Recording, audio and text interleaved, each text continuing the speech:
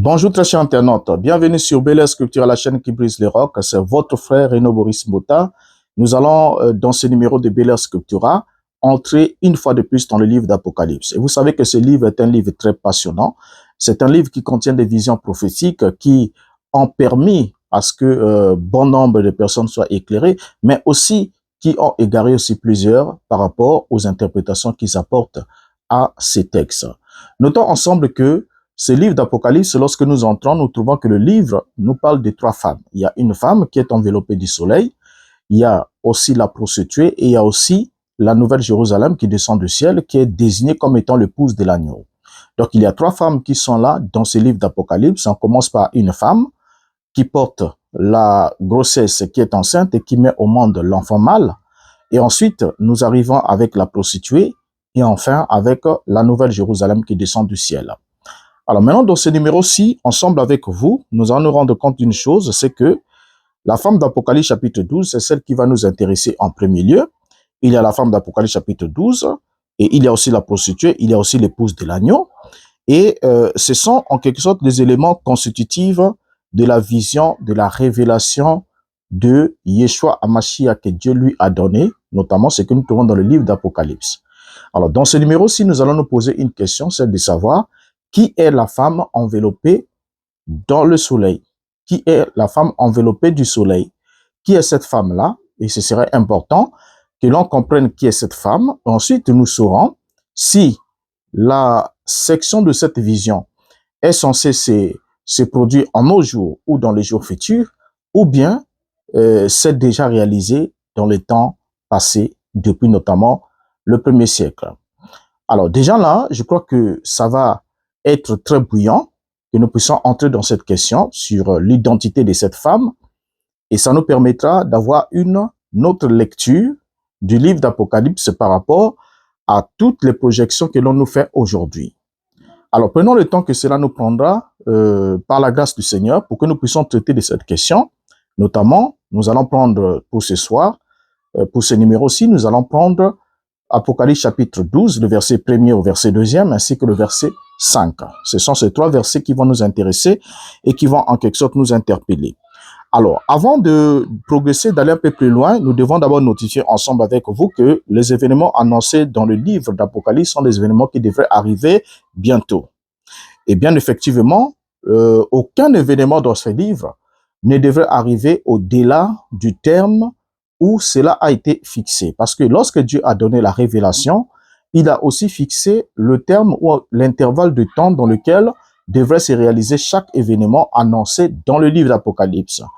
Et ça, c'est un élément très important que nous devons toujours tenir en compte, que lorsque nous lisons le livre d'Apocalypse, nous ne devons pas oublier que nous devons faire la lecture ou l'interprétation de ces textes dans le contexte de leur écriture. Parce qu'il y a un contexte temporel qu'il ne faut pas négliger, parce que si nous négligeons le contexte temporel, nous allons alors projeter certains événements pour des siècles plus tard, pour des milliers d'années plus tard, comme aujourd'hui nous sommes en l'an 2025, alors que les événements qui devraient se produire étaient censés se produire bientôt. Parce que le Seigneur est précis là-dessus, nous allons en reparler. Alors, prenons alors directement notre texte de base en ce qui nous concerne pour ce numéro. Et nous sommes là dans Apocalypse chapitre 12, le verset 1er jusqu'au verset 2e, où nous lisons. Un grand signe parut dans le ciel, une femme enveloppée du soleil, la lune sous ses pieds et une couronne de 12 étoiles sur sa tête. Elle était enceinte et elle criait, étant en travail et dans les douleurs de l'enfantement. Alors, rappelons-nous une chose que lorsque nous lisons le livre d'Apocalypse, comme nous l'avons déjà dit, lorsque nous lisons un texte dans le livre d'Apocalypse, nous devons toujours nous souvenir que toute lecture du texte dans le livre d'Apocalypse doit être faite dans le contexte de sa communication à l'auteur ou au rédacteur de ce livre. Notamment, sans oublier, on ne doit pas oublier que Jean, ici, lorsqu'il écrit le texte, il faut toujours qu'on tienne compte du contexte temporel dans lequel ce texte a été rédigé. On doit tenir compte du temps de la réalisation de cette vision donnée par Dieu dans Apocalypse chapitre 1er. Parce que c'est là la porte d'entrée. On ne peut pas commencer à lire le livre d'Apocalypse sans tenir compte, sans entrer par la porte d'entrée qui est le premier chapitre à partir du premier verset. C'est déjà un point de signalisation très fort. Et une fois qu'on manque de suivre l'avertissement ou la recommandation qui est donnée dans les premiers versets du livre d'Apocalypse, du coup, on ira partout et nulle part ailleurs. Au fait, on ira partout, mais on ne va jamais atteindre l'objectif pour lequel ce livre a été écrit et destiné aux contemporains qui vivaient au premier siècle, donc les contemporains des gens qui vivaient au premier siècle, qui traversaient des temps difficiles de persécution, de tribulations à cause de la parole de Dieu et du témoignage qu'ils avaient rendu. Et c'est même ça qui avait emmené Jean-Baptiste sur l'île de Patmos où il était emprisonné.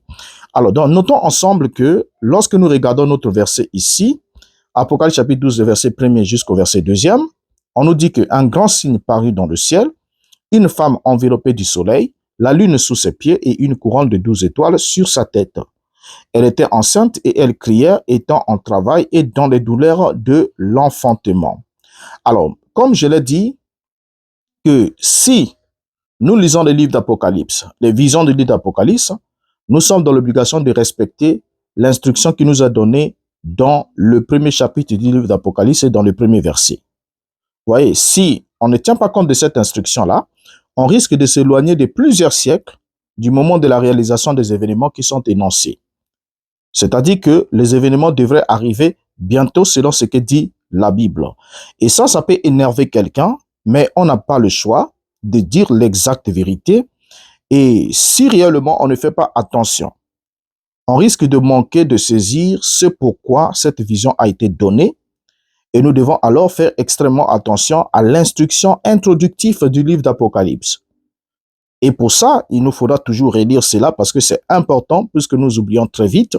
C'est très important que nous puissions, avant de lire une vision, un texte du livre d'Apocalypse, entrer toujours dans le premier verset pour savoir qu'est-ce que le livre, quel est son objectif et dans quel intervalle de temps ou dans quel contexte temporel devaient se réaliser les événements qui sont énoncés dans ce livre. Dans Apocalypse chapitre 1er, le verset 1er, nous lisons « Révélation de Jésus-Christ que Dieu lui a donné pour montrer à ses serviteurs les choses qui doivent arriver bientôt et qu'il a fait connaître par l'envoi de son ange à son serviteur Jean. » Ici, nous voyons bien qu'il s'agit d'une révélation qui a été donnée. Donc, c'est la révélation de Jésus-Christ que Dieu lui a donnée. Donc, Dieu lui a fait don d'une révélation. Et dans quel but? Dans le but de montrer à ses serviteurs les choses qui devraient arriver bientôt. Donc, c'est un impératif. Ces choses qui doivent arriver bientôt. C'est le verbe devoir. Vous voyez, il n'est pas dit que c'est des choses qui peuvent arriver, comme si c'était aléatoire, comme si c'était facultatif, mais c'est des choses qui doivent arriver bientôt. Donc, on doit toujours tenir compte de cet élément qui est très important. C'est-à-dire que ces choses étaient à la portée de la main par rapport à la date de leur énoncé ou de leur rédaction. Donc, ces choses devraient se produire très vite. Notamment ces événements ici annoncés dans le livre d'Apocalypse sont des événements qui devaient se produire au temps des apôtres, soit au temps de la vie des apôtres, ou encore au temps des récipiendaires de ces livres. Il n'y a pas de possibilité. Hein, au fait, le livre d'Apocalypse n'offre aucune possibilité pour qu'une seule vision contenue dans ces livres puisse se réaliser après la mort des apôtres, après la mort de tous les récipiendaires de ces livres d'Apocalypse qui vivaient au 1er siècle, ou encore qui puisse se réaliser aujourd'hui pendant que nous sommes au 21e siècle. Lorsque nous prenons Apocalypse chapitre 1er, le verset 1er, dans la traduction littérale Alain Dumont, nous lisons le même texte. Il est important parce qu'il y a quelque chose qui va ressortir là. Il nous a dit, dévoilement de Jésus-Christ que lui a donné Dieu pour montrer à ses serviteurs en esclaves ce qui il faut advenir en promptitude et qu'il a signifié en l'ayant envoyé à travers son proclamateur et son serviteur en esclave, Jean. Qu'est-ce qui attire notre attention? C'est la promptitude. Voilà la traduction littérale qui nous rend exactement le mot qu'il fallait par rapport au texte grec. Il nous a dit que les événements qui vont être annoncés dans ce livre sont des événements qui doivent advenir en promptitude. Vous voyez, donc notamment, c'est des événements qui doivent advenir sans tarder, qui ne devaient pas traîner. Voilà. Alors donc, cette vision d'Apocalypse ne devrait pas attendre plus de 2000 ans pour se réaliser, mais devrait se produire très vite. Voyez-vous? Ainsi, tout était mis en place par Dieu lui-même en ce temps de Jean pour que cela arrive à cette période-là. Notons ensemble avec vous que le peuple qui traversait la persécution avait besoin d'être consolé, avait besoin d'être fortifié. Au fait, pendant qu'ils étaient en train de vivre certaines réalités, la persécution de l'Église au premier siècle, Dieu était dans l'obligation de leur envoyer un message de soutien, de réconfort, un message de consolation pour leur dire qu'il a la maîtrise de la situation et que tout ce qui se passe exactement tel que cela a été planifié dans son dessein. Qu'il n'ignorait pas leur souffrance. Vous voyez, même quelque part, Yeshua signifie même qu'il n'a pas oublié leur souffrance, il n'est pas ignorant, il sait par quoi il passe et il promet beaucoup de choses parce que chaque église avait sa bataille et chaque église avait aussi sa récompense par rapport à une victoire précise. Alors, donc, notons ensemble avec vous que lorsque nous parlons de ce livre ou de ces textes d'Apocalypse, il faut toujours qu'on prenne en compte, en ligne de compte, le temps de la réalisation des événements. Le temps de la réalisation des événements décrits dans le livre d'Apocalypse, c'est un temps qui est proche. C'est pas pour rien que dans Apocalypse chapitre 1, le verset 3e, on nous ajoute « Heureux celui qui lit et ceux qui entendent les paroles de la prophétie et qui gardent les choses qui sont écrites, car le temps est proche. » Ainsi, nous avons le contexte temporel de cette vision. Voyez bien? Donc, c'est-à-dire que la vision du livre d'Apocalypse a été donnée pour se produire au temps de Jean ou au temps des récipiendaires de ces livres qui vivaient tous au premier siècle. Parce que le temps est proche, on ne peut pas le lire autrement que tel que le mot le dise. Le temps est proche. Alors, retournons dans Apocalypse chapitre 12 pour comprendre ce que Jean avait vu. Parce que c'est de ça qu'il s'agit notre sujet, qui est la femme enveloppée du soleil. Dans Apocalypse chapitre 12, le verset 1er au verset 2e, nous relisons « Un grand signe parut dans le ciel, une femme enveloppée du soleil, la lune sous ses pieds et une couronne de 12 étoiles sur sa tête. Elle était enceinte et elle criait étant en travail dans les douleurs de l'enfantement. » Alors, la vision ici de cette femme enveloppée du soleil était soit un événement qui était en train de se dérouler pendant que Jean écrivait, ou soit c'était un événement qui était à la portée de la main, qui était sur le point de se produire. Relevons toujours cet élément-là. On va comprendre pourquoi. La femme ici, dans cette vision, illustrait soit un événement qui était en train de se dérouler au moment où Jean était en train d'écrire, ou encore c'était un événement qui devait se dérouler ou qui devait se produire très vite, donc qui était sur le point d'arriver. Examinons alors chaque symbole descriptif de cette vision pour en saisir la signification et pouvoir ainsi identifier et localiser le temps de la réalisation de cette vision. Lorsque nous prenons déjà ici, nous voyons bien que la Bible commence par un grand signe paru dans le ciel. Et lorsqu'on parle du signe, le signe déjà dans, je peux prendre le dictionnaire de l'Académie française, on nous dit que le signe, c'est ce qui témoigne de l'existence, de la réalité d'une chose ou avertit de sa survenue, de sa réalisation prochaine. Donc le signe, on a beaucoup de types de signes qu'on peut citer en exemple. Donc le signe, c'est ce qui témoigne de l'existence, de la réalité d'une chose ou avertit de sa survenue, de sa réalisation prochaine.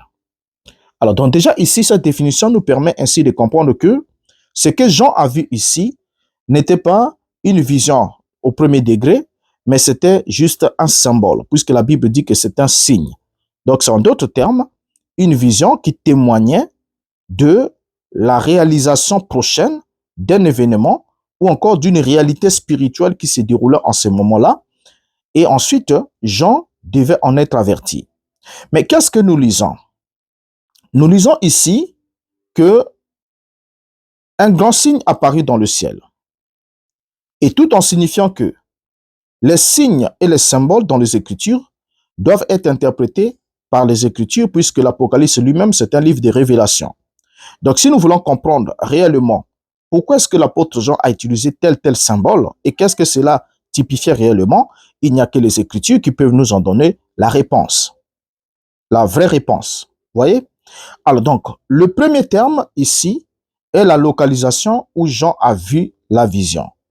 Nous lisons bien que le signe parut dans le ciel. Et à partir de ce moment-là, certains ont pensé que, en fait, il y a d'abord des problèmes sur la localisation. La localisation. D'où est-ce que Jean a vu cette vision? Donc, le signe parut dans le ciel. Or, je crois sincèrement ensemble avec vous que Jean n'a pas utilisé cette expression pour localiser la position de la femme, mais c'est pour illustrer le point de vue de Dieu depuis le ciel, de vous montrer comment est-ce que Dieu voit. Qu'est-ce que Dieu voit? Quand Dieu regarde, qu'est-ce que Dieu voit? Mais il n'est pas ici en train d'illustrer la localisation par rapport à sa vision à lui, que Jean serait quelque part et verrait les signes dans le ciel. Ça dit que voir cette femme-là dans le ciel. Non, mais Jean ici est en train de parler de la vision de Dieu. C'est-à-dire le point de vue de Dieu qui est au ciel. Et c'est pas pour rien que lorsque nous lisons dans la Bible du peuple, le même passage nous est rendu comme suite. On a vu ensuite dans le ciel un signe impressionnant, une femme revêtue du soleil, avec la lune sous ses pieds, et sur sa tête une couronne de 12 étoiles. Et lorsqu'on prend la traduction littérale Alain Dumont, il nous est dit, et c'est un signe grand qui a été donné à voir dans le ciel. Une femme se trouvant avoir été couverte de soleil, et la lune en dessous de ses pieds, et sur sa tête une couronne de 12 astres. Alors, on constate ici dans ces deux versions qu'on vient de lire, qu'on a vu ensuite dans le ciel un signe impressionnant. Et lorsqu'il a dit on a vu dans le ciel un signe impressionnant, la question à se poser, qui a vu dans le ciel ces signes impressionnants? Parce que là, nous avons un pronom, au fait là déjà, nous avons un pronom indéfini. On a vu ensuite dans le ciel un signe impressionnant. Est-ce que cela veut dire que le signe là a été vu comme étant au ciel et que le visionnaire est lui en dehors du ciel? Ou encore, le signe a été vu dans le ciel par, au fait, à partir du ciel, par ceux qui sont au ciel. Parce qu'on nous dit, on a vu ensuite dans le ciel un signe impressionnant. Et dans la traduction littérale, il est dit, et c'est un signe grand qui a été donné à voir dans le ciel. OK? Donc, à partir de ce moment-là, on va se rendre compte d'une chose, c'est que le signe paraît dans le ciel par rapport au point de vue de celui qui observe. Et ici, celui qui voit, c'est Dieu, et vous allez comprendre pourquoi. Est-ce que Dieu voit ces signes? Pourquoi est-ce qu'il produit ces signes? Pourquoi est-ce qu'il fait apparaître ces signes?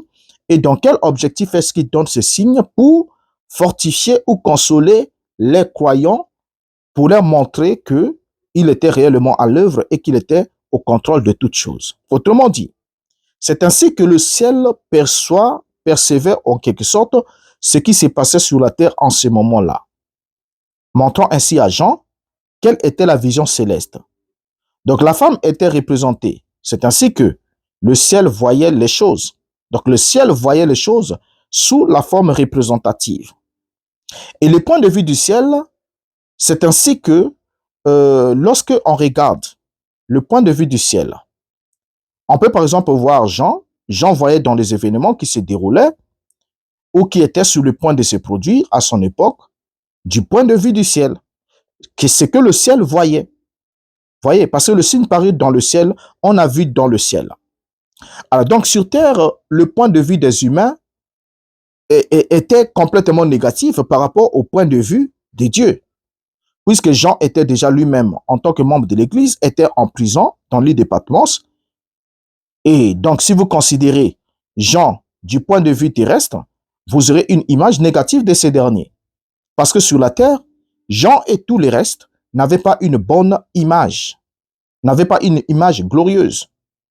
Mais si vous considérez le point de vue de Jean selon la perspective céleste, vous verrez quelque chose de plus glorieux.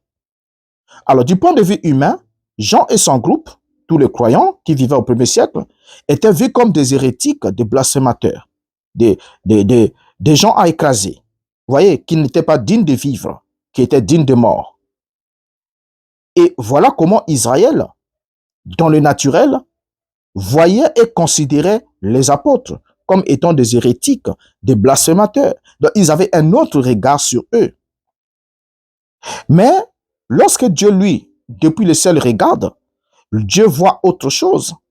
Dieu a une autre considération, une autre image de ce groupe.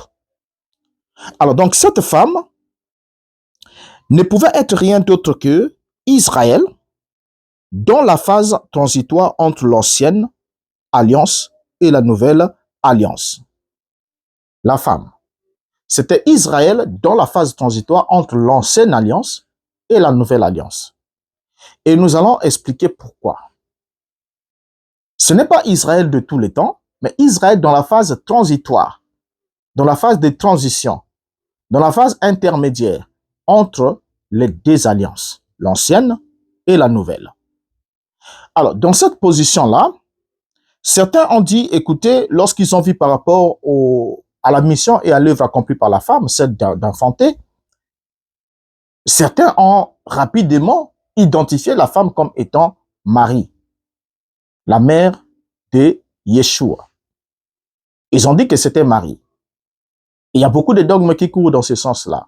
Or, ce n'est pas possible que ce soit Marie. Pourquoi? On doit le souligner. Parce que Marie, lui, il avait donné naissance à Christ.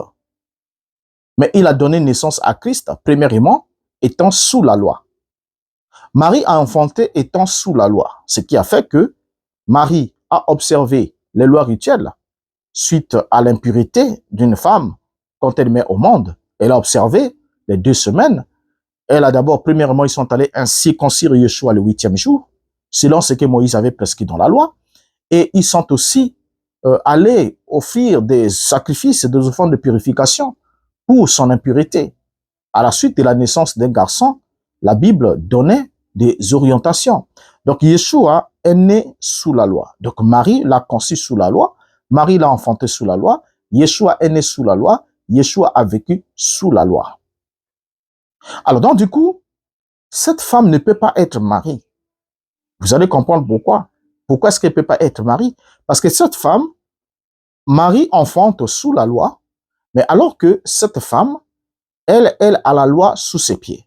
En fait, elle a la lune sous ses pieds. Et nous allons démontrer avec les Écritures ensemble avec vous pourquoi la lune est la représentation de la loi. Alors donc, la femme ne peut pas être Marie. Parce que Marie, comme nous l'avons signifié, elle a enfanté sous la loi. Alors donc, vous voyez bien que ce n'est pas Marie qui pouvait avoir enfanté cet enfant, puisque Marie a accouché sous la loi, comme nous l'avons signifié. Marie a conçu sous la loi. Marie a enfanté sous la loi. Lorsque nous prenons le cas, par exemple, de Marie, ce qu'on peut comprendre ensemble avec vous au sujet de Marie, c'est que Marie était juste une allégorie qui était en quelque sorte une représentation symbolique de la véritable naissance ou encore de la naissance qui s'est passée au travers de cette femme-là, d'Apocalypse chapitre 12, la femme de la révélation. Alors, notons ensemble que lorsqu'on prend comment est-ce que Yeshua est venu au monde, en lisant dans l'évangile selon Luc, nous allons voir quelque chose, une similitude, qui va montrer que Marie, en fait, n'était qu'une allégorie qui a mis au monde le Christ selon la chair, mais qui n'avait rien à voir avec le Christ selon l'esprit. Et ça, c'est aussi autre chose. Alors, lorsqu'on prend Luc chapitre 1er, le verset 34, nous lisons ce qui suit. Marie dit à l'ange, « Comment cela se fera-t-il, puisque je ne connais point d'homme ?» L'ange lui répondit, « Le Saint-Esprit viendra sur toi, et la puissance du Très-Haut te couvrira de son ombre. C'est pourquoi le saint enfant qui naîtra de toi sera appelé Fils de Dieu. » Alors donc, quand on regarde ici, comme nous l'avons dit, on doit souligner que cette femme d'Apocalypse n'est pas Marie, donc Apocalypse chapitre 12 n'est pas Marie, mais Marie était en quelque sorte l'allégorie de ce que cette femme d'Apocalypse représentait. Remarquez la différence entre les deux, c'est quoi? C'est que Marie met au monde Christ selon la chair, mais alors que cette femme d'Apocalypse met au monde Christ selon l'esprit. Et nous allons le comprendre pendant que nous évoluons. Donc déjà, l'élément identique dans la relation entre l'accouchement, la gestation de Marie et la gestation de cette autre femme d'Apocalypse chapitre 12, c'est que, à l'identique de la femme de l'Apocalypse chapitre 12, Marie est enveloppée ou encore recouverte du Saint-Esprit. Vous voyez? Donc la Bible au verset 35 dit, l'ange lui répondit, le Saint-Esprit viendra sur toi et la puissance du Très-Haut te couvrira de son ombre. Donc Marie est enveloppée par la puissance du Très-Haut, par l'ombre du Très-Haut, par la puissance du Très-Haut, afin de mettre au monde l'enfant.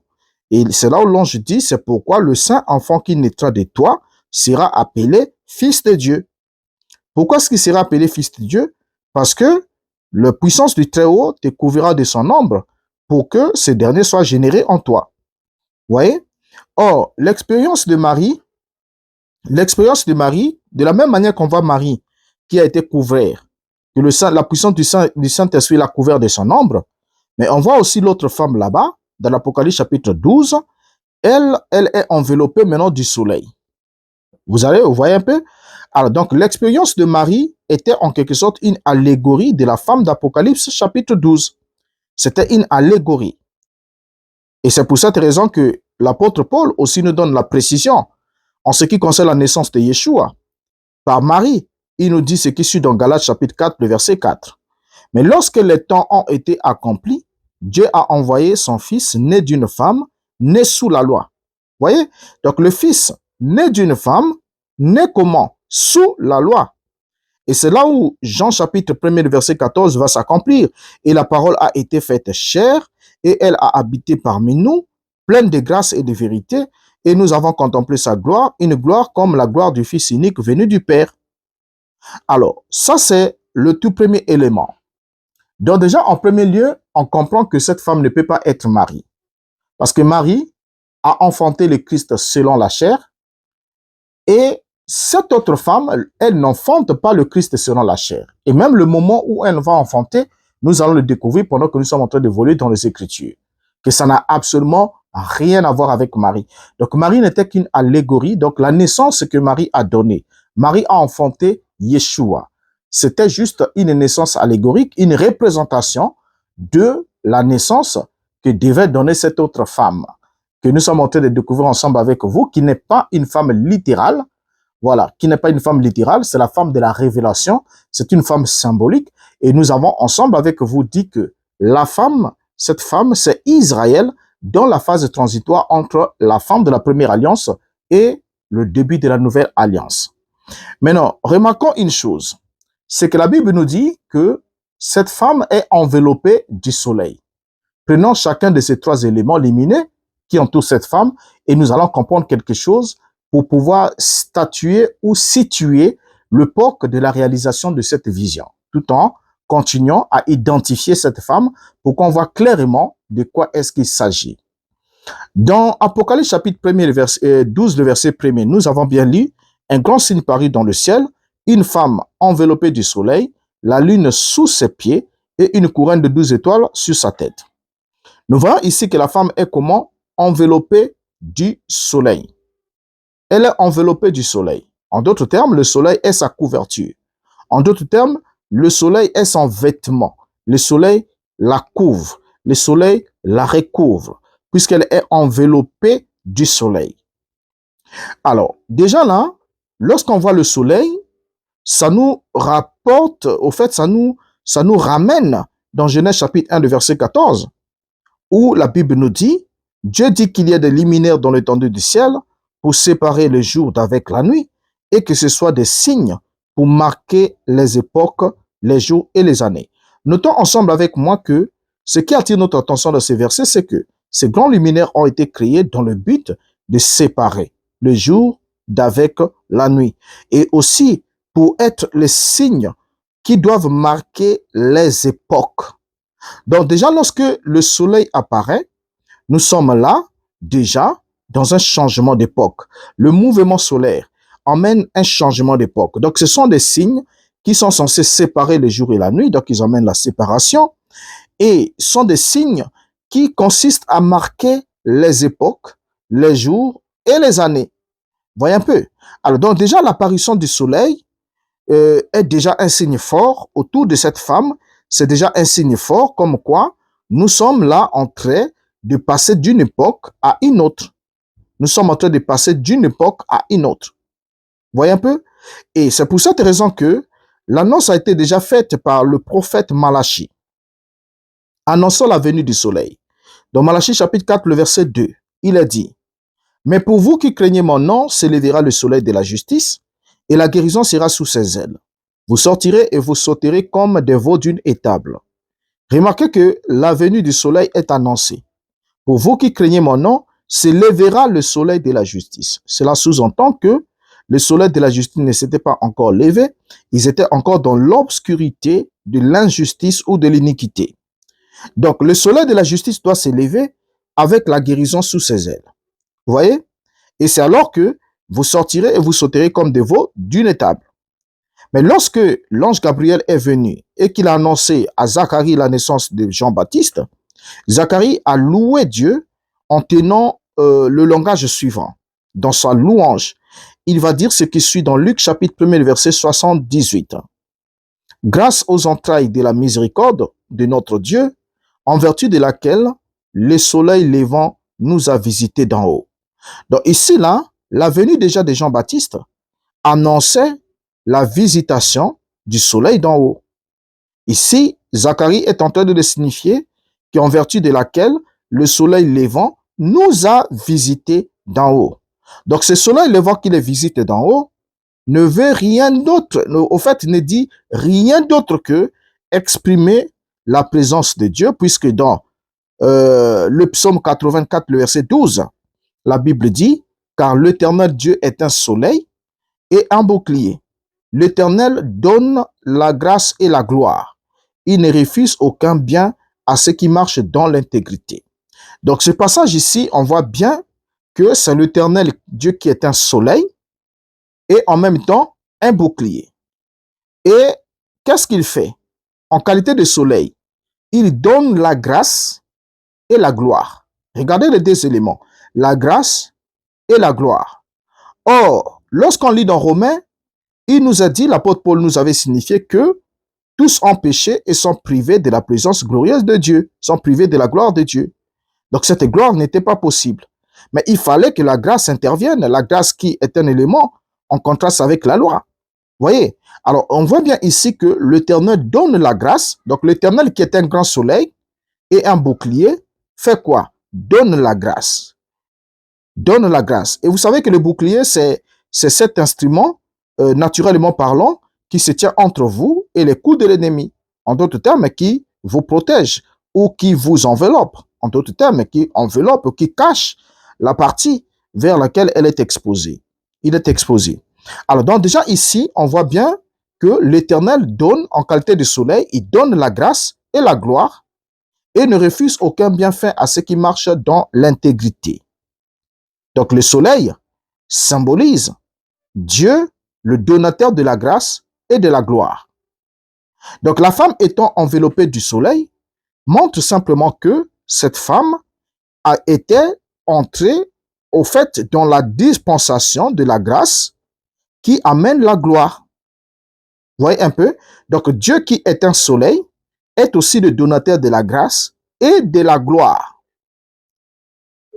Ça, c'est déjà très important à souligner. Le deuxième élément, la Bible nous dit qu'elle avait la lune sous ses pieds. La lune sous ses pieds. Or, lorsqu'on parle de la lune est un astre réflecteur de la lumière du soleil.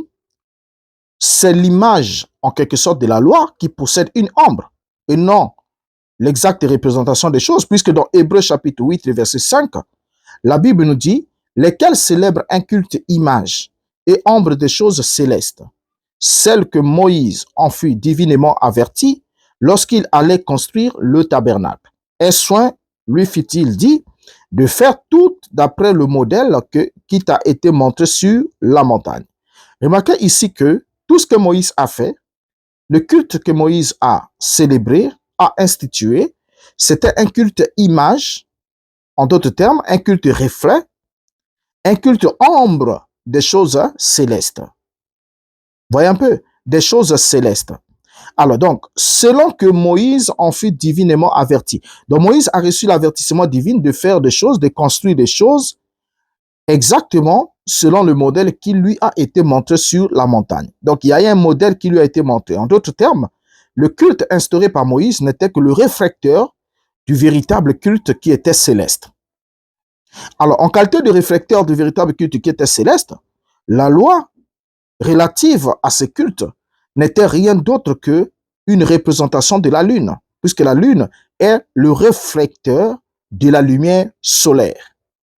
C'est ainsi que Hébreux chapitre 10, verset 1 nous dit, en effet, la loi qui possède une ombre de bien à venir et non l'exacte représentation des choses ne peut jamais par les mêmes sacrifices qu'on offre perpétuellement chaque année amener les assistants à la perfection. Donc le fait que la lune soit sous les pieds de cette femme montre que la femme était victorieuse et qu'elle avait surmonté ce que la lune représentait, puisque la lune était sous ses pieds. Voyez un peu, elle n'était pas sous la lune, mais la lune était sous ses pieds. Or, Marie était sous la lune, tout comme l'ancien Jérusalem était sous la lune. Voyez un peu, Israël physique était sous la lune, parce que Yeshua est né sous la loi, en d'autres termes sous la lune, afin de racheter ce qui était sous la loi. Là, nous sommes lors de sa naissance par Marie. Vous voyez un peu? Alors donc, quand vous regardez symboliquement cette femme, vous allez très vite vous rendre compte que cette femme n'est rien d'autre qu'une représentation de la lumière. Parce qu'elle est enveloppée des astres. Elle est enveloppée des corps lumineux. Donc, elle est d'abord enveloppée du soleil, qui est un astre lumineux, et ensuite, elle est debout sur la lune, qui est un astre réflecteur de la lumière, et ensuite, elle a une couronne de 12 étoiles sur sa tête, qui sont des luminaires. Donc, tous les symboles qui sont associés à cette vision sont des symboles lumineux. Donc, elle est donc debout sur la lune, enveloppée du soleil, avec une couronne de 12 étoiles. On peut bien voir alors que, en toute évidence, que cette femme est en quelque sorte une bénie de la lumière de Dieu. Plongée dans la lumière, enveloppée de la lumière. Vous voyez un peu? Donc, la lumière que Dieu lui accorde, c'est cette lumière qu'il accorde par le Saint-Esprit. C'est la lumière du soleil, qui est une révélation directe de la part de Dieu, ainsi que les apôtres, qui étaient la lumière des 12 étoiles. Oui, effectivement, le troisième élément que vous remarquez ici, ce sont les 12 étoiles sur sa tête. Qui sont les 12 étoiles? Certains ont dit que les 12 étoiles, c'était le symbolisme des 12 tribus d'Israël ou des 12 patriarches, ce qui n'est pas l'exacte vérité. Regardez bien, cette femme a la lune sous ses pieds. Elle a la lune sous ses pieds. La lune qui est l'élément de l'ancienne alliance. Et elle était enceinte dans le point d'accoucher. Remarquez, les 12 étoiles ne sont rien d'autre que les 12 apôtres, parce que c'est les 12 apôtres qui ont prêché l'évangile, et cet évangile qui a permis à ce qu'il y ait une élimination de cette femme. Donc la lune représente, comme on l'a dit déjà plus haut, la Torah et les prophètes, donc la loi et les prophètes. Et la loi et les prophètes n'étaient rien d'autre que les anciennes écritures, que nous appelons aujourd'hui l'Ancien Testament. C'est la lumière de la lune. Vous voyez, l'Ancien Testament, c'est la nouvelle de la lune. La Torah, les prophètes, tels que Moïse, on a reçu la loi par la révélation directe de la part de l'Esprit sous forme de la lune, un réflecteur de la lumière. Parce que la loi annonçait, les prophètes et tout annonçaient Christ. Donc, ils annonçaient, ils étaient l'ombre, ils annonçaient Christ. Ils n'étaient pas l'exacte représentation. C'était le culte image. Donc, quand on parle de l'image, on parle d'un reflet. Vous voyez un peu, d'un reflet. Et d'où cela est associé à la lune. Alors, les symboles lumineux entourant la femme nous montrent que cette femme ne pouvait être manifestée qu'au temps des 12 apôtres. Cette femme ne pouvait être manifestée qu'au temps des 12 apôtres. Là où elle devait recevoir la lumière du soleil par le Saint-Esprit, répandue, là où elle devait se trouver sous le ministère des 12 apôtres, à l'époque où la Torah et l'alliance de Sinaï étaient encore en vigueur, puisque la lune était sous ses pieds. Cela sous-entend qu'elle marchait sur la lune. Vous voyez, elle marchait sur la lune, mais tout en étant enveloppée dans le soleil. Alors, disons que c'était en quelque sorte dans la période intermédiaire entre la résurrection de Christ et la destruction du temple de Jérusalem. Donc, la vision de cette femme, la posture de cette femme, regardez bien, le ministère qu'exerce les 12 étoiles, ce ministère-là est exercé entre la résurrection de Christ et la destruction du temple de Jérusalem.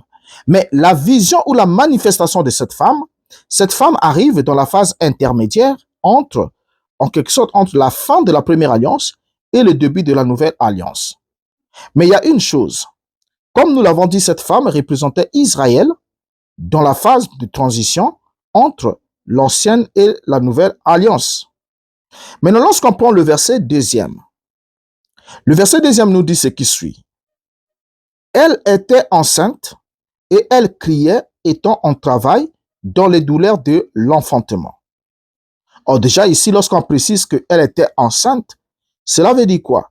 Cela veut dire qu'elle avait en son sein une sémence qui avait déjà subi tout le processus de la gestation, puisque la Bible dit, elle criait étant en travail.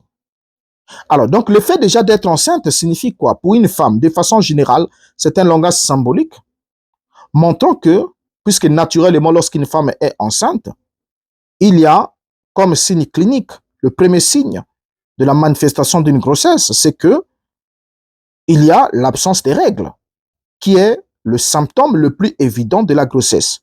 L'absence des règles, l'absence de l'écoulement sanguin périodique de la femme. Vous voyez, qui atteste alors que cette femme a reçu en elle la sémence, quand il y a l'arrêt. Et déjà ici, vous allez remarquer ensemble avec moi que la femme, se tenant debout sur la lune, est enveloppée du soleil. Et la Bible nous dit qu'elle était enceinte et que la grossesse était déjà arrivée à terme. Et comme la grossesse était arrivée à terme, cela sous-entend que quand Jean a vu cette femme, la femme était sur le point d'accoucher, selon la vision, puisqu'elle était en travail et elle était dans les douleurs de l'enfantement. Alors, remarquons que lorsque la Bible dit qu'elle était en travail, ça veut dire qu'elle était à terme, et ce qui veut dire qu'elle était sur le point d'accoucher. Et une femme en travail, c'est en quelque sorte une parturiente qui ressent des contractions utérines qui deviennent de plus en plus intenses et régulières pour permettre ainsi au col de l'utérus de s'ouvrir afin d'évacuer le premier-né de nouveau-né. Voyez? Alors, donc c'est ce que la Bible appelle les douleurs de l'enfantement. Un ensemble de contractions utérines qui vont devenir de plus en plus intenses et régulières pour permettre l'ouverture du col utérin et permettre ainsi l'évacuation du nouveau-né hors de l'organisme maternel. Alors, donc déjà ici, dans ce passage, on se rend compte que cette femme était enceinte. Or, lorsque Yeshua était là, pendant que Yeshua exerçait son ministère, est-ce que cette femme avait déjà accouché? C'est la question. Pendant que Yeshua exerçait son ministère, est-ce que cette femme d'Apocalypse chapitre 12 avait déjà accouché? La réponse, c'est non. C'est non. Parce que cette femme n'est pas mariée. La seule possibilité pour que certains s'embrouillent dans ce dossier, c'est de vouloir voir Marie dans cette femme. Mais la réalité, c'est que cette femme n'est pas mariée. Et Yeshua lui-même va nous dire exactement de qui est-ce qu'il s'agit et va nous orienter pour que nous puissions comprendre exactement, savoir localiser la période de la manifestation de cette femme et aussi identifier l'enfant mâle qui doit naître ou qui est né de cette femme. Or, pendant que Yeshua exerçait son ministère et ont donné l'autorité aux 12 apôtres qui étaient devenus les 12 étoiles pour, vous savez, la couronne, on la porte sur la tête. Cela veut dire que nous sommes là en face de l'instance dirigeante de ce corps. Voilà, de ce corps qui était là dans une phase transitoire entre l'ancienne et la nouvelle alliance. Et ce sont les 12 apôtres qui en ont reçu l'autorité de la part de Yeshua d'éclairer et de prêcher. Remarquez une chose. La toute première phase, c'est que pendant que les 12 étoiles sont dans la couronne de cette femme est enceinte et elle arrive dans la phase où elle est en travail, elle ressent les douleurs de l'enfantement, ça veut dire qu'elle est sur le point d'accoucher. Alors, quand la femme est sur le point d'accoucher, qu'est-ce qui se passe? Yeshua va nous prendre une image, une allégorie, pour nous permettre de comprendre qu'est-ce qui était sur le point de se passer. Et là, nous sommes à quelques jours de sa crucifixion. Dans Jean chapitre 16, Yeshua ayant déjà annoncé son départ, ayant déjà annoncé sa mort. Et lorsqu'on arrive dans Jean chapitre 16, Yeshua va dire ce qui suit. Verset 20 jusqu'au verset 22. En vérité, je vous le dis, vous pleurerez et vous vous lamenterez et le monde se réjouira. Vous serez dans la tristesse, mais votre tristesse se changera en joie. Verset 21.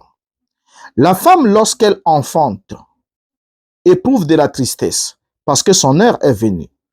Mais lorsqu'elle a donné le jour à l'enfant, elle ne se souvient plus de la souffrance à cause de la joie qu'elle a de ce qu'un homme est né dans le monde.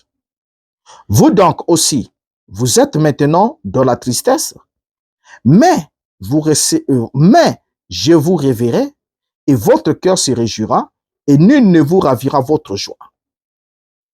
Qu'est-ce que Yeshua est en train de dire ici?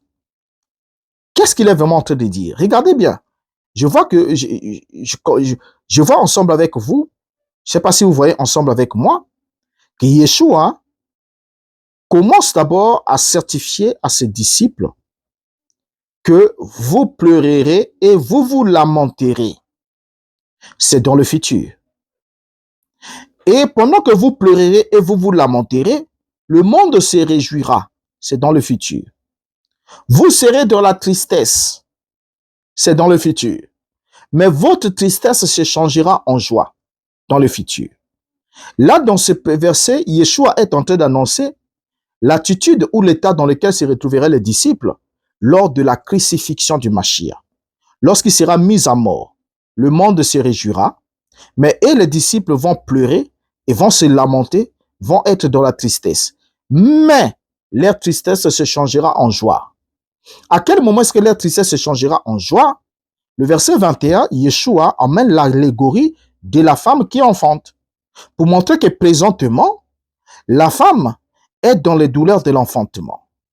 Il faut qu'elle accouche. Mais pour qu'elle accouche, il faut qu'il y ait la mise à mort. Il faut qu'il y ait la séparation. Il faut qu'il y ait la rupture. Vous allez remarquer que pour que la femme accouche, il faut qu'il y ait la rupture des os, il faut qu'il y ait la rupture de la poche des os, il faut qu'il y ait beaucoup de choses qui se passent. Et cela arrive à la suite des douleurs de l'enfantement, qui sont là pour contracter. Ces contractions-là vont provoquer en quelque sorte l'ouverture du col utérin pour évacuer ainsi l'enfant, pour que l'enfant naisse. Donc, il n'y a pas de naissance sans douleur. Vous voyez un peu? Donc, c'est ce qu'il est en train de leur signifier ici. Que dans peu de temps, dans quelques jours, moi, je vais mourir. Et ma mort vous rendra triste. Ma mort vous emmènerait dans la lamentation. Pendant ce temps, le monde se réjouira. Vous serez dans les pleurs. Mais votre tristesse se changera en joie. Et dans l'allégorie, il dit, la femme, lorsqu'elle enfante. C'est quelle femme ici? La femme, lorsqu'elle enfante, éprouve de la tristesse. Parce que son heure est venue. Mais lorsqu'elle a donné le jour à l'enfant, elle ne se souvient plus de la souffrance. Remarquez bien que la femme d'Apocalypse chapitre 12 était en travail, n'est-ce pas? Elle était en travail. Elle était sous les douleurs de l'enfantement. Ça veut dire qu'elle n'était pas heureuse. Bien qu'étant enveloppée du soleil, elle n'était pas heureuse. Elle était triste. Elle pleurait de douleurs et de tristesse. C'est ce que l'Église était en train de subir en ce moment-là. Bien qu'étant sous le couronnement des 12 des ministères apostoliques, les croyants étaient dans cette posture-là. Vous allez remarquer une chose. Donc cette femme n'est pas dans la joie pendant qu'elle est dans le travail. Vous voyez, pendant qu'elle est dans le travail, dans les douleurs de l'enfantement. Alors, Yeshua continue en disant, mais lorsqu'elle a donné le jour à l'enfant, elle ne se souvient plus de la souffrance à cause de la joie qu'elle a de ce qu'un homme est né dans le monde. Donc, la naissance de l'homme dans le monde, l'évacuation d'un corps hors de l'organisme maternel dans le monde, change ainsi la tristesse de la femme en joie, lui fait oublier la souffrance à cause de la joie. Et le verset 22, Yeshua ajoute, vous donc après avoir montré l'allégorie, vous donc, aussi, vous êtes maintenant dans la tristesse. Ça veut dire que maintenant, vous êtes dans les douleurs de l'enfantement.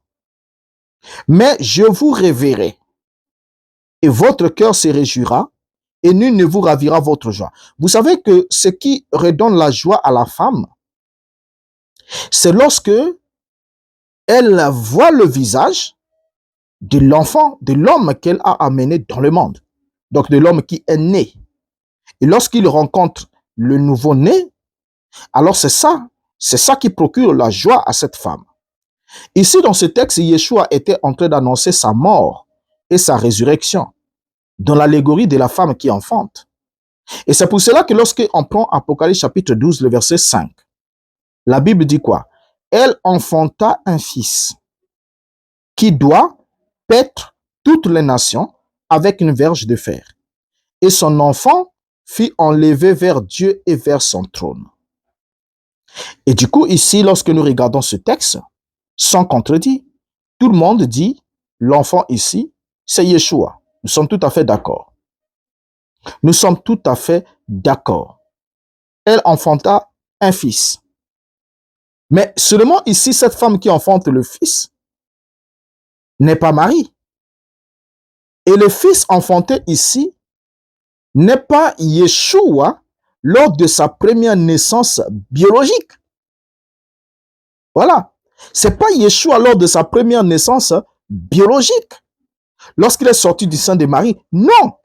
Parce que cette femme, c'est pas elle. La femme évoquée ici dans la révélation, la femme, n'oubliez pas que c'est la femme de la révélation, la femme de l'Apocalypse, la femme symbolique dont la vision est montrée dans le ciel. Elle enfanta un fils. Que doit faire le fils? Qui doit paître toutes les nations avec une verge de fer. Ça veut dire un fils qui a de l'autorité royale, et qui doit paître les nations avec une verge de fer. Et ensuite, on nous dit, et son enfant fut enlevé vers Dieu et vers son trône. Alors, lorsqu'on interroge les apôtres, on commence avec l'apôtre Pierre. Pierre va nous dire ce qui suit. Parlons de quel moment cette femme a enfanté un fils. Nous savons que le fils, c'est Yeshua. Mais à quel moment est-ce qu'il a été enfanté et de quelle naissance est-il question ici? Est-ce la naissance biologique? Nous disons non. Mais regardons. Dans le verset 32 de Actes chapitre 13 jusqu'au verset 34, nous lisons. Et nous vous annonçons cette bonne nouvelle que la promesse faite à nos pères, Dieu l'a accomplie pour nous, leurs enfants, en ressuscitant Jésus. Selon ce qui est écrit dans le psaume 2e. Tu es mon fils, je t'ai engendré aujourd'hui. Verset 34.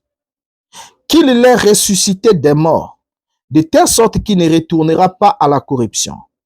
C'est ce qu'il a déclaré en disant, je vous donnerai les grâces saintes promises à David. Ces grâces qui sont assurées. Qu'est-ce qu'on constate? On constate ici que l'apôtre s'adressant aux Juifs, c'est Pierre qui parle à ses frères juifs. Il leur signifie que la bonne nouvelle que nous avons à vous annoncer, donc la nouvelle qui va réjouir vos cœurs, qui va vous remplir de joie, c'est que la promesse faite à nos pères, Dieu l'a accomplie pour nous, leurs enfants, en faisant quoi? En ressuscitant Jésus selon ce qui est écrit dans le psaume 2e. Tu es mon fils, je t'ai engendré aujourd'hui. Qu'il a ressuscité des morts, qu'il a ressuscité des morts de telle sorte que, qu'il les ressuscité des morts de telle sorte que, qu'il ne retourne pas à la corruption. Donc, l'expression « tu es mon fils, je t'ai engendré aujourd'hui », au fait, est une déclaration de la résurrection du Mashiach. Et c'est ce que l'apôtre est en train de signifier ici. C'est une déclaration de la résurrection du Mashiach. Donc, c'est lors de sa résurrection d'entre les morts qu'il est engendré. Au fait qu'il naît. Tu es mon fils et je t'ai engendré aujourd'hui. C'est là qu'il naît, que Dieu lui déclare fils. Et c'est pas pour rien que dans Apocalypse chapitre 12, verset 5, il est précisé, elle enfanta un fils. Et dans le texte grec, il y a même une répétition. Elle enfanta un fils. Vous voyez? Mais à quel moment elle enfante le fils? C'est à la résurrection. C'est là. C'est là que Romains chapitre 1er, le verset 3 à 4, l'apôtre Paul aussi va emboîter le pas pour nous dire ce qui suit. Et qui concerne son fils, né de la postérité de David selon la chair, est déclaré fils de Dieu avec puissance, selon l'esprit de sainteté, par sa résurrection d'entre les morts, Jésus-Christ notre Seigneur. Remarquez bien, ici, l'apôtre Paul parle des deux naissances. Il parle de la naissance biologique qui a été accomplie par Marie et qui concerne son fils né de la postérité de David selon la chair. Là, il s'agit de la naissance biologique. Donc, selon la chair, Yeshua était biologiquement de la postérité de David, selon la chair. Mais au verset 4, il ajoute, est déclaré fils de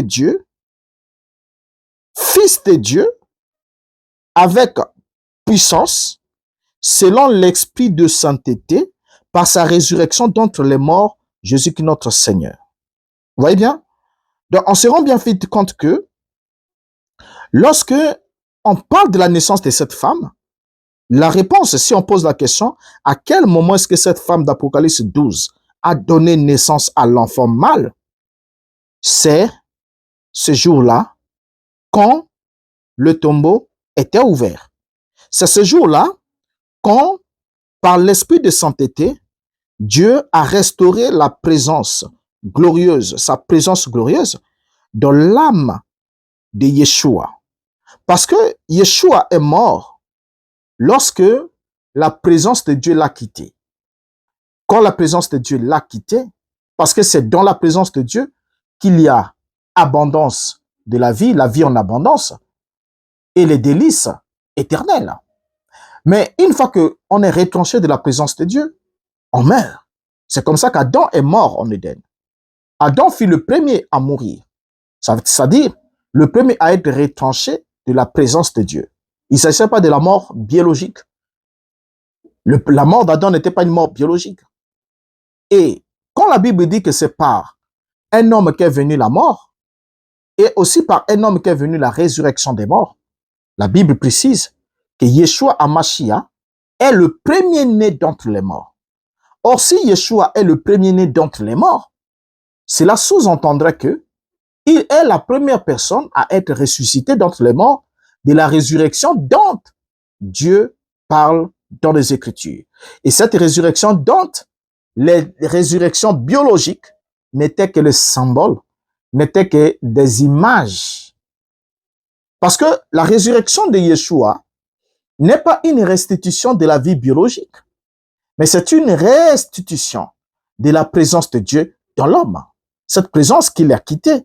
Et voilà pourquoi sur la croix, il avait dit, mon Dieu, pourquoi m'as-tu abandonné? Il ne dit pas pourquoi tu m'abandonnes, comme si Dieu était en train de l'abandonner en ce moment-là. Mais il dit, m'as-tu abandonné au passé composé? Cela sous-entend que avant que Yeshua soit à cette phase-là où il est en train de crier, mon Dieu, pourquoi m'as-tu abandonné? Dieu l'avait abandonné. Ça veut dire que la présence de Dieu n'était plus en lui. Et quand Dieu l'a abandonné, il est mort. Vous voyez, il est mort, retranché de la présence de Dieu. Et sa résurrection, c'était la reconnexion de son âme dans la présence glorieuse de Dieu. Et cela n'a pas obligatoirement besoin que son âme soit reconnectée avec son corps biologique. C'est pas ça. C'est pas de cette résurrection dont il est question. Parce qu'il y a deux types de morts. Dans la première mort, l'âme se détache de la présence de Dieu. Et cette personne est morte.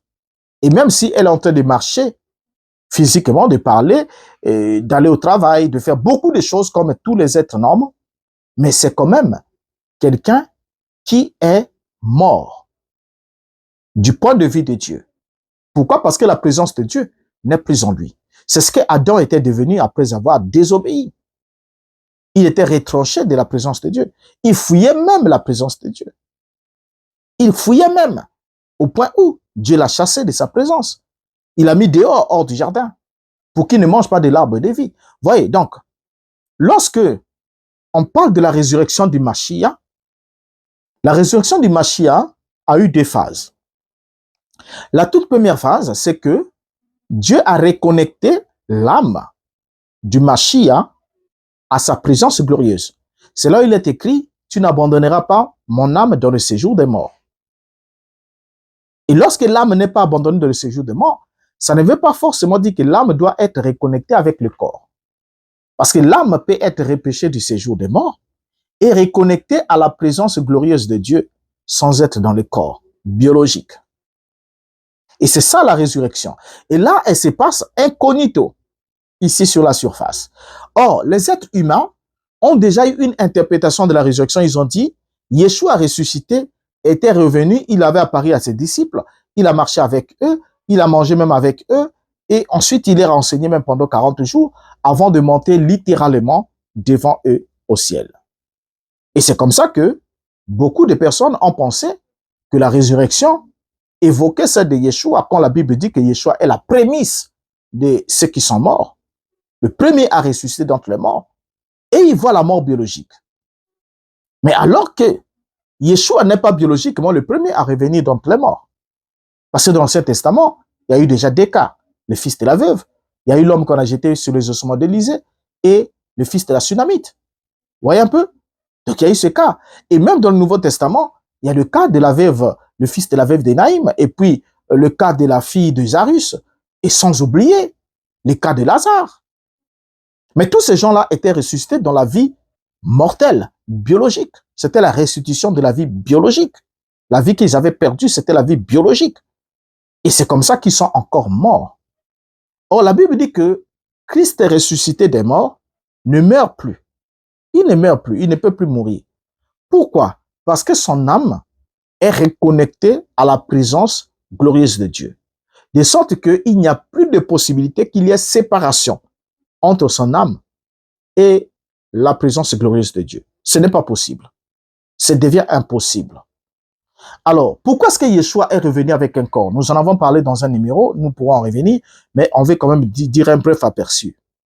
Yeshua est revenu avec un corps biologique parce qu'il fallait donner l'évidence aux apôtres, comme quoi Adam vivait dans un corps mortel biologique, mais avec la présence de Dieu en lui avant la chute.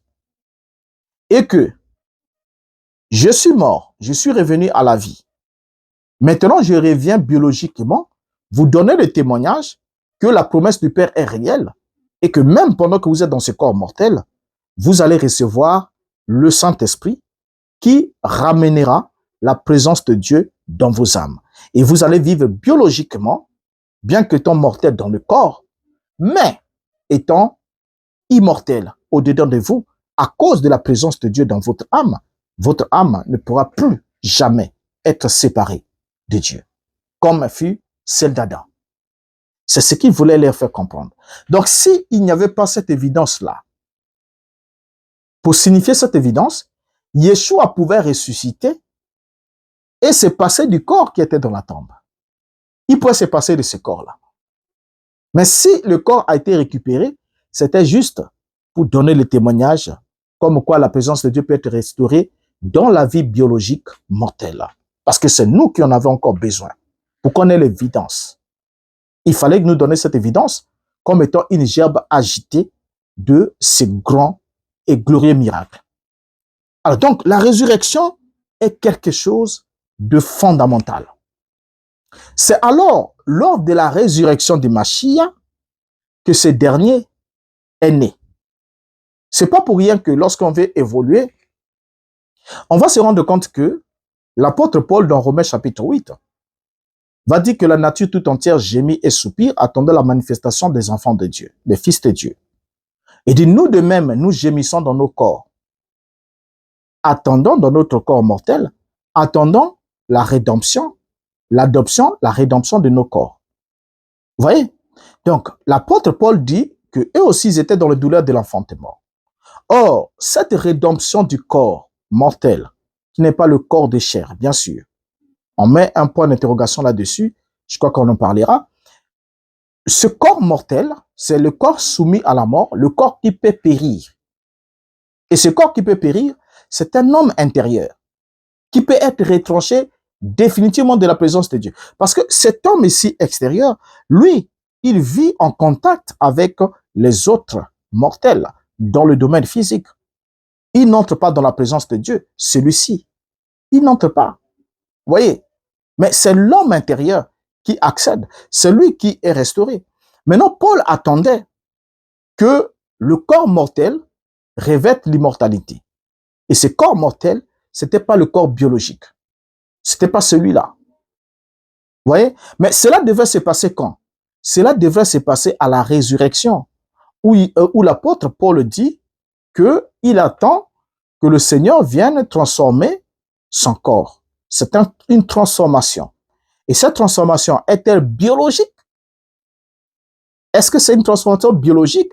D'autant plus que la chair et le sang ne peuvent pas hériter le royaume des cieux. Était-ce une transformation biologique? Non. Ce n'était pas une transformation biologique.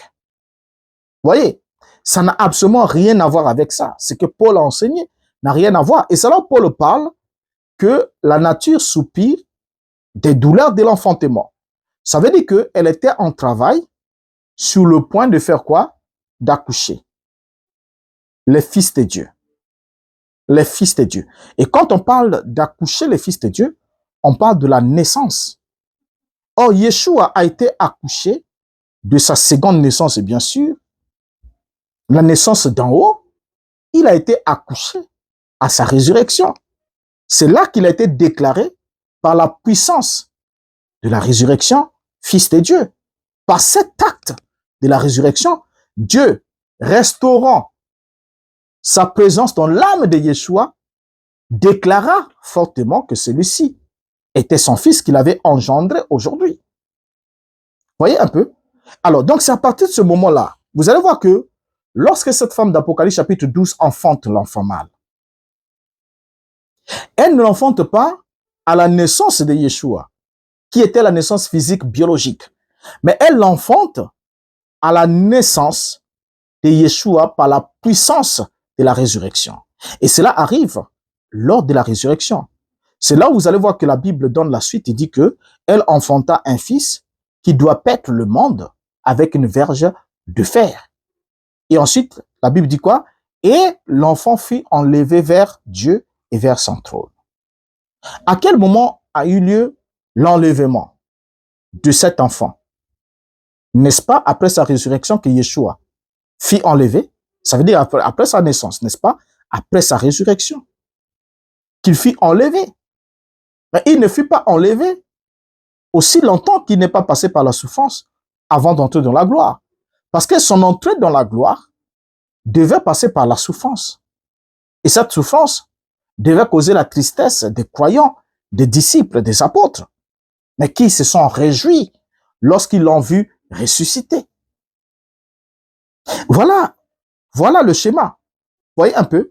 Alors, donc déjà ici, lorsqu'on revient avec la couronne de 12 étoiles, la couronne de 12 étoiles représentait la lumière du ministère apostolique qui régnait sur Israël, obéissant et fidèle.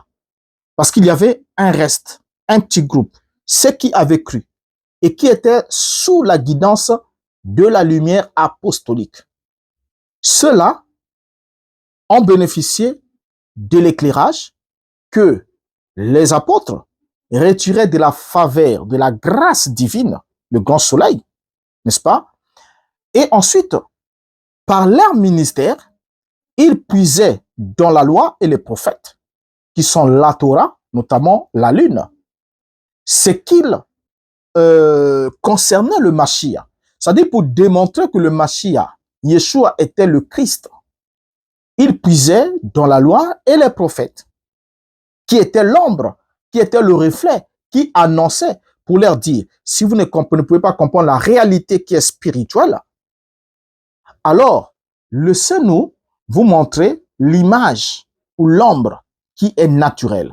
Voici ce que les prophètes ont annoncé ici. Voici ce qu'ils ont annoncé ici dans la Torah. Et voilà pourquoi les apôtres, en qualité d'étoile, se référaient toujours à la Torah pour démontrer que Yeshua était le Mashiach.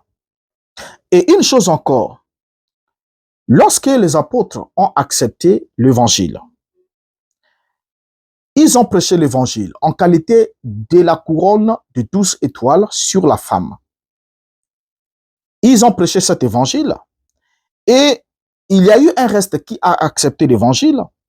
Alors les 12 étoiles n'ont pas seulement exercé le ministère de la proclamation de l'évangile, mais ont aussi exercé le ministère de la convocation, du jugement. Donc en d'autres termes, ont jugé Israël apostate. Ils l'ont jugé. À quel moment cela devrait-il se faire? À quel moment est-ce que cela devrait se faire? Et comment est-ce qu'ils l'ont fait? Quand nous lisons dans Matthieu chapitre 19, le verset 28, la Bible nous dit, Jésus leur répondit, je vous le dis en vérité, quand le Fils de l'homme, en renouvellement de toutes choses, sera assis sur le trône de sa gloire, vous qui m'avez suivi, vous serez de même assis sur 12 trônes et vous jugerez les 12 tribus d'Israël. Remarquez une chose, dans ce passage ici, on voit Yeshua qui fait la promesse aux disciples. Cette promesse devait s'accomplir quand? Je vous le dis en vérité, quand le Fils de l'homme, au renouvellement de toutes choses, sera assis sur le trône de sa gloire. Vous qui m'avez suivi, vous serez de même assis sur 12 trônes et vous jugerez les 12 tribus d'Israël. Bien, la question qu'on peut se poser, quand est-ce que le Christ s'est-il assis sur le trône de sa gloire? C'est la bonne question, n'est-ce pas? Quand s'est-il assis? Parce qu'il y en a certains qui disent il va s'asseoir plus tard. Et ce sera pendant le millénium, ce sera ceci, cela. Ils ont une interprétation à eux. Je crois qu'on reparlera du millénium. On va reparler, il y a un numéro en programme sur ça. On n'a pas encore fini avec Apocalypse chapitre 20. On va reparler du millénium. Mais ici, on voit bien que Yeshua promet que quand le Fils de l'homme, au renouvellement de toutes choses, sera assis sur le trône de sa gloire, vous qui m'avez suivi, vous qui les 12, vous serez de même assis sur 12 trônes et vous jugerez les 12 tribus d'Israël. Alors, la question, quand est-ce que le Christ s'est-il assis sur les 12 trônes de sa gloire? Parce qu'il y a certains qui pensent que ce jugement des 12 tribus d'Israël doit s'opérer pendant le millénium, selon leur interprétation à eux aussi, que ce serait je ne sais pas où, alors qu'actuellement, les 12 tribus d'Israël ne sont plus répertoriées. Vous voyez, ils ne sont plus répertoriés. Mais Yeshua dit ici, vous serez de même assis sur 12 trônes. Il dit donc, vous allez être assis sur 12 trônes à quel moment? Regardez bien le verset. C'est à quel moment?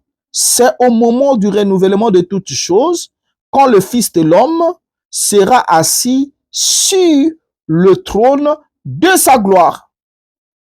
De sa gloire. Vous qui m'avez suivi, vous serez de même assis sur 12 trônes. De même, donc de la même manière, ça veut dire de façon instantanée, au même moment où le Fils de l'homme s'assoit sur le trône de sa gloire, ceux qui l'ont suivi aussi s'assoient sur 12 trônes et jugent les 12 tribus d'Israël. J'aime ça.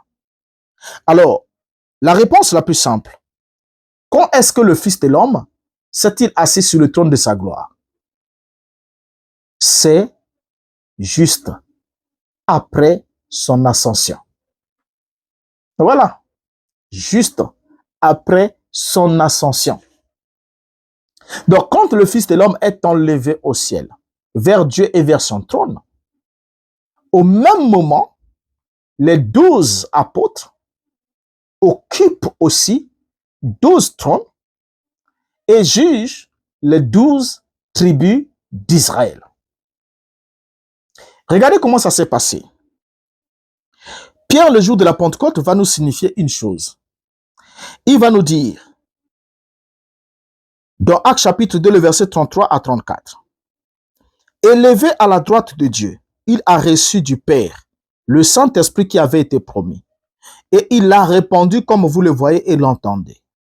Car David n'est point monté au ciel, mais il dit lui-même, le Seigneur a dit à mon Seigneur, assieds-toi à ma droite. Alors, voyez ici que Pierre montre que Yeshua a été élevé à la droite de Dieu et qu'il avait reçu du Père le Saint-Esprit qui avait été promis. Et il l'a répondu, comme vous le voyez, l'entendez, car David n'est point monté au ciel, mais il dit lui-même, le Seigneur a dit à mon Seigneur, assieds-toi à ma droite. Alors, Yeshua, dès son ascension, avait occupé le trône de sa gloire, étant investi sur le trône de son Père. Parce que Yeshua était biologiquement fils de David selon la chair, et cette alliance qui a été, je crois qu'on en parlera dans le sujet du millénium, mais il était fils de Dieu selon l'esprit. Et en d'autres termes, l'héritage ou la succession davidique par Salomon. Remarquez que Salomon a succédé à David. Et Salomon a régné sur le trône de David, son père. Et ensuite, Salomon a construit le temple. Mais David et son fils Salomon n'étaient que l'ombre, puisqu'ils étaient dans la dispensation de la lune. Ils n'étaient que l'ombre de la relation entre Dieu, notre Père, et Père de Yeshua, ainsi que Yeshua, le Fils de Dieu. Vous allez remarquer que, de la même manière que Salomon, il y a eu un moment où Salomon a gouverné ensemble avec David. Parce que quand David était vieux et malade, Salomon a été oint avant que David ne s'éteigne. Ça, c'est naturellement parlant. Donc, Salomon était assis avec son père sur son trône. C'était pas dans la position littérale. C'était pas occuper le trône de façon littérale. Mais Salomon était assis avec son père sur son trône. Ça veut dire quoi? David, qui était le vieux roi qui partait, et Salomon, qui était le nouveau roi qui était oint, étaient en train de diriger ensemble les affaires d'Israël. Dans cette phase de transition. Mais seulement entre Elohim et entre notre Père, Dieu le Père et Yeshua, il n'y a pas de transition. Pourquoi? Parce que le Père, lui, il est immortel et éternel. Et on en parlera, je crois bien. On va parler de ce sujet. Lorsqu'on va reparler du millénium, on va parler du millénium et du règne de Christ pendant 1000 ans. Et vous allez être surpris de voir comment Dieu l'a fait. Alors, bon, ici, on se rend alors compte que lorsque le Christ était assis sur le trône de sa gloire, en même moment, les apôtres étaient en train d'exercer leur ministère sur la terre et les apôtres étaient aussi assis sur 12 trônes en train de juger les 12 tribus d'Israël. Qu'est-ce que signifie juger? Juger signifie apporter une orientation spirituelle, régler les affaires courantes et emmener le peuple de la relation avec Adonai. C'était ça, juger. Ça ne veut pas forcément dire prononcer un jugement comme quoi il y a un problème là-bas, en tranche, toi tu as raison, toi tu as tort, tu as violé la loi ici, voilà, tu es condamné à ceci. Non, ce n'est pas de ça qu'il s'agit. Revoyez dans la Bible, vous allez voir que Moïse était juge en Israël. Moïse avait d'abord cette fonction de juge, l'attribution des juges. Vous voyez, en qualité de prophète. Et quand on avance, on va se rendre compte qu'il y a eu de Gédéon, il y a eu de Déborah, il y a eu beaucoup de juges comme les Samson et tout ce monde-là. Voilà.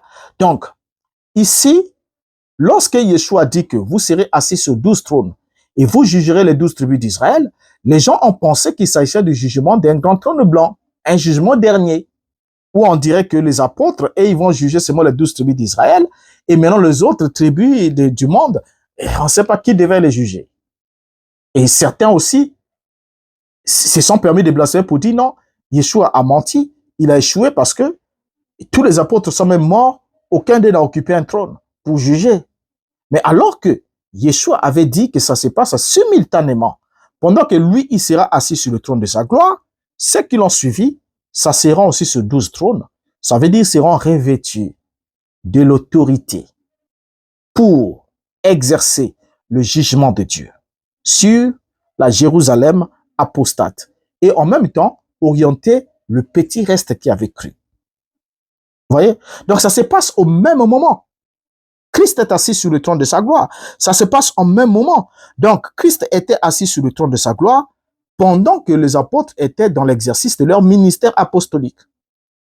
Ainsi dit, vous allez vous rendre compte que lorsque vous voyez dans le chiffre 12, quand on voit 12, au fait, donc les 12 devraient aussi occuper les 12 trônes et juger les 12 tribus d'Israël.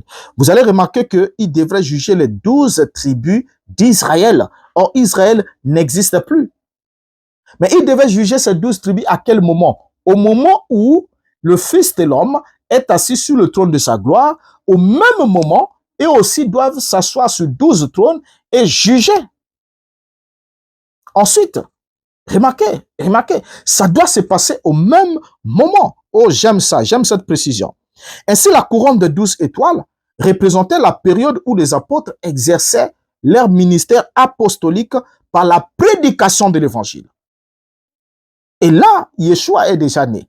Donc, ils ont commencé à prêcher avant que Yeshua ne naisse. Je ne parle pas de la naissance par Marie. On a déjà expliqué ça. Donc, ils ont commencé à prêcher avant que Yeshua ne naisse. Et ils ont continué à prêcher après que Yeshua soit né, soit élevé au ciel. Puisque c'est là qu'ils ont occupé les 12 trônes pour exercer ainsi l'autorité pour juger les 12 tribus d'Israël.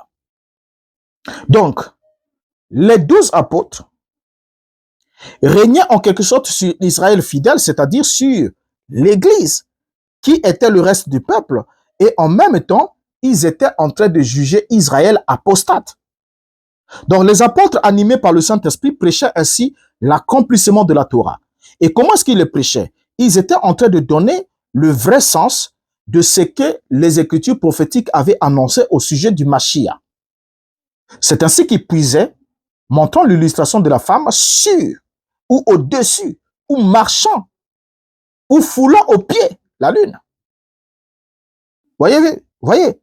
Lorsqu'on prend un exemple, on voit par exemple dans Actes chapitre 18 et verset 28, la Bible dit, car il réfutait, parlons d'Apollos, il réfutait vivement les Juifs en public, démontrant par les Écritures que Jésus était le Christ. Dans Actes chapitre 28 et verset 23, ils lui fixèrent un jour. Il et plusieurs vinrent le trouver dans son logis. Paul leur annonça le royaume de Dieu en rendant témoignage et en cherchant par la loi de Moïse et par les prophètes à les persuader de ce qui concerne Jésus. L'entretien dura depuis le matin jusqu'au soir.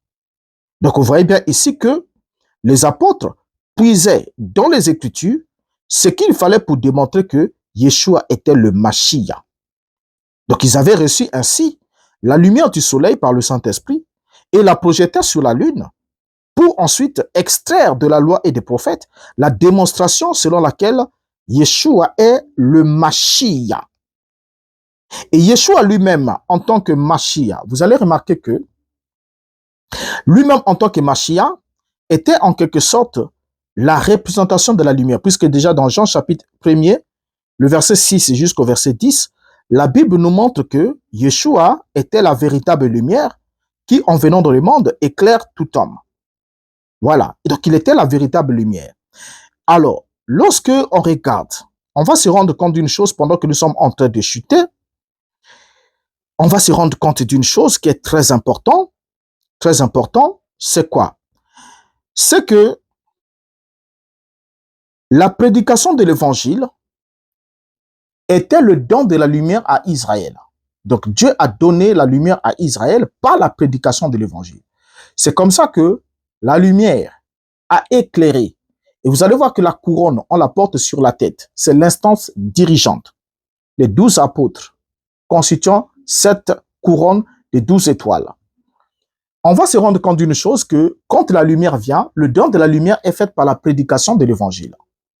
Et c'est pour cela que la prophétie d'Ésaïe chapitre 60, le verset 1er au verset 3 nous dit: Lève-toi, sois éclairé, car ta lumière arrive, et la gloire de l'Éternel s'élève sur toi. Voici, les ténèbres couvrent la terre. Les ténèbres couvrent la terre, et l'obscurité les peuples, mais sur toi l'Éternel s'élève, sur toi sa gloire apparaît. Verset 3. Les nations marchent à la lumière les nations marchent à ta lumière et des rois à la clarté de tes rayons. Alors, la question qu'on peut se poser ici, on voit dans ce texte ici, on nous parle ici des nations qui marchent à la clarté de la lumière reçue par Jérusalem. Alors, à quel moment les gentils ont-ils marché à la lumière de Jérusalem? C'est quand ils ont reçu l'évangile prêché par l'Église primitive. Vous voyez?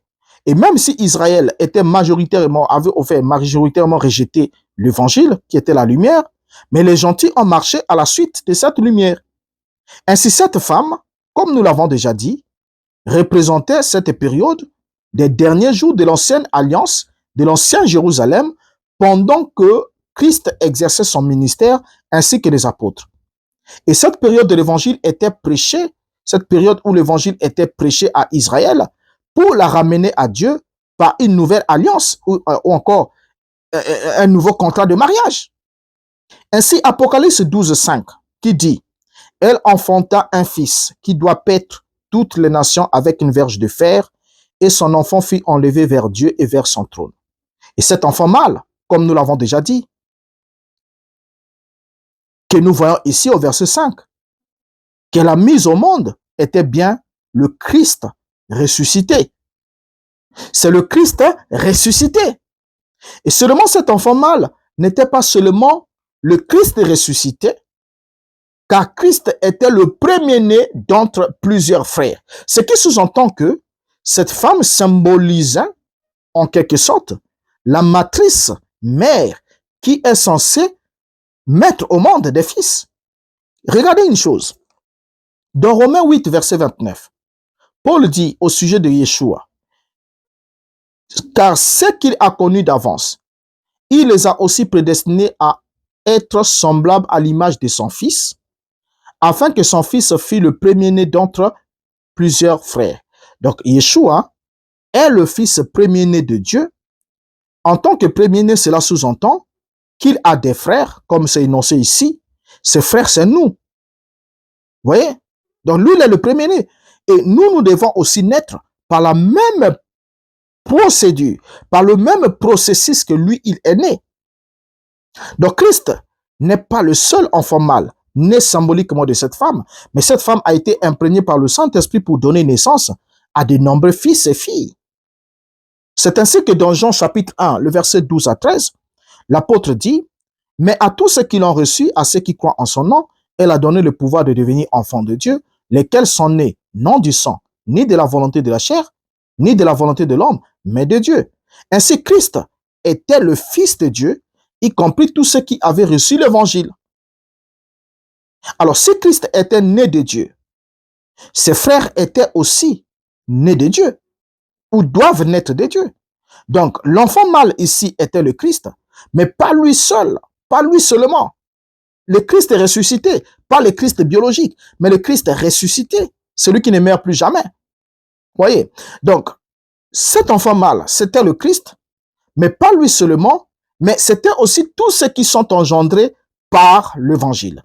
Et lorsque la Bible dit qu'il fut enlevé vers le trône, là aussi ça pose un problème. Ensuite là, le trône est d'abord la localisation de la présence de Dieu.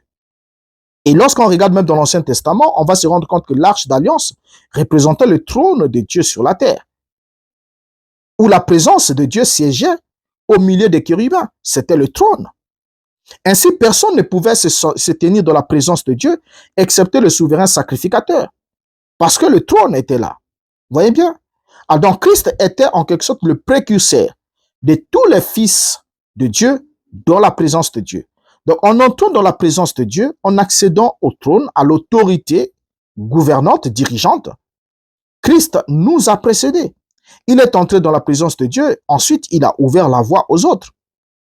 Alors donc, ainsi dit, tous ceux qui sont unis avec lui sont inévitablement déjà dans la présence du Père. Cela montrait que, aussi longtemps que Israël naissait sous la loi, il ne pouvait jamais accéder à la présence de Dieu. C'est ainsi que lorsque Nicodème, qui était né sous la loi, est venu vers Yeshua, Yeshua lui dit, à moins que tu naisses d'eau et d'esprit, tu ne peux entrer dans le royaume. Pourquoi? Parce qu'il fallait naître d'eau. L'eau qui était l'élément naturel avec le baptême de Jean-Baptiste. Et ensuite naître de l'esprit. Et pour qu'il puisse entrer, n'oubliez pas que Yeshua s'adressait à un juif. Il s'adressait à un juif, docteur de la loi, c'est-à-dire qui était l'un des grands enseignants, qui était sous la lune. Mais étant en Christ, la lune est sous nos pieds. Ce qui nous permet ainsi d'entrer dans la présence de Dieu. Parce que quand la lune est sous vos pieds, vous entrez dans la présence du soleil. Donc il y a maintenant un changement de relation avec Dieu, de sorte que Christ, étant qualifié fils de Dieu, est le premier homme qui soit entré dans la présence de Dieu. Nous ayons représenté. Ainsi, nous sommes en lui. Nous qui sommes en lui, sommes déjà aussi dans la présence de Dieu. Donc, quand Christ est venu, il a en quelque sorte aboli le rôle de l'ancien souverain sacrificateur. Et il l'a aboli en accomplissant ce travail-là. Alors, pour que nous puissions juste chuter, on va se rendre compte d'une chose. Yeshua a promis, dans une lettre qu'il a adressée à l'une de cette église, dans Apocalypse chapitre 2, le verset 26, jusqu'au verset 27, il leur dit ce qui suit. À celui qui vaincra et qui gardera jusqu'à la fin mes œuvres, je donnerai autorité sur les nations. Il les pètera avec une verge de fer, comme on brise les vases d'argile, ainsi que moi-même j'en ai reçu le pouvoir de mon Père. Remarquez bien, il promet de donner l'autorité sur les nations, et ensuite, ils vont paître avec une verge de fer. Et lui-même, il a reçu l'autorité de la part de son Père pour paître avec la verge de fer au point de briser l'argile du potier, de briser le potier, de briser les vases d'argile. Remarquez bien. Donc, il exerce cette autorité en utilisant quoi? La verge de fer pour briser les vases d'argile. Or, quand les gens lisent ça, ils ont une certaine représentation. Mais or, Yeshua ici était en train de s'adresser à l'église qui était persécutée par Rome dans sa coalition avec les chefs religieux juifs. Je crois qu'on parlera de ces sujets. Quand on va parler du dragon avec ses têtes et tout le système du dragon, le diable, Satan et tout ça là. Maintenant, vous allez remarquer une chose que Yeshua leur promet que je vous donnerai l'autorité de la même manière que moi j'ai reçu et vous allez paître avec une verge de fer. Or, le fer, c'est le symbolique de Rome. Et la vase d'argile, c'est le symbolisme d'Israël. C'est ainsi que Israël a subi le jugement. La verge de fer a été actionnée au point de frapper et de briser Israël en l'an 70. Vous voyez? Donc, l'autorité a déjà été donnée. Et ça, c'était accompli. Le jugement, l'autorité a été donnée, l'autorité a été exercée. La verge de fer a été actionnée et les vases d'argile ont été brisés. Et ça, c'est arrivé depuis le 1er siècle. Alors voilà ce qu'on avait à apporter à ce sujet. Et si vous avez encore d'autres éléments que vous souhaiterez qu'on puisse développer amplement, mettez-les en commentaire. N'oubliez pas de liker, d'aimer, de partager la vidéo, de faire tout ce que vous pouvez pour nous soutenir, parce que sans vous, nous ne pouvons pas aussi aller loin. Mais c'est ensemble avec vous que nous pouvons aller très loin pour accomplir ce que le Seigneur voudra que nous accomplissions. Et lorsque nous sommes éclairés par la vérité de l'Évangile, cela procure une grande joie de savoir que si le Père se révèle à nous, c'est que nous sommes dans le mystère. Vous savez, une femme vertueuse, un homme vertueux ne se dévêtent que devant leurs compagnes qui sont en alliance. Et lorsque le Seigneur vous ouvre l'esprit pour que vous compreniez les choses, ça veut dire que vous êtes en relation avec lui. Mais sinon, ça vous sera toujours étranger. C'était votre frère Renaud Boris Mbota. Je vous dis merci du temps que vous avez consacré de suivre patiemment cette vidéo jusqu'ici. Je vous donne rendez-vous au prochain numéro et vous dis au revoir.